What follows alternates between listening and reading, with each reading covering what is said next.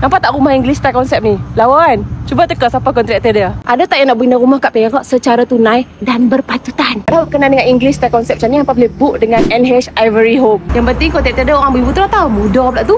Hampa jangan risau ada punya kontraktor berdaftar dengan CIDP tau. Mereka punya pengalaman dah dekat 10 tahun dah tau dalam bidang ni. Dah lebih 50 buah rumah dah mereka buat. Yang mereka buat ni semua atas tanah sendiri tau. Kalau nak buat cash boleh, nak loan pun boleh. Okay, jom kita tunjuk rumah contoh yang mereka dah buat dekat Ulu Kenas, Kuala Kangsar. Jom. Okay, ni balcony mereka. Balcony pun lawa weh. Memang betul-betul English style. Mak pak hampa boleh lepak-lepak dulu kat sini petang-petang. Jadi kita masuk. Assalamualaikum tuan rumah. Ni dia punya ruang tamu. Luas lah juga, boleh tak meja, boleh tak sofa. So daripada ruang tamu, kita nak tengok dia punya dapur. Tengok dia punya dapur.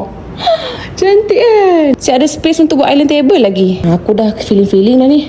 Rumah ni ada 3 bilik dan 2 bilik ayak tau. Dah habis tu juga kita tengok bilik dia pula. Jom kita tengok dia punya master bedroom. Ni master bedroom dia luas juga tau. Dan ada angle dalam master bedroom dia. Nampak luas kan apa?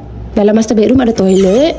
Toilet dia pun selesa-selesa je hampa. Tak ada kecil ke apa. Ni pula bilik nombor 2 dia.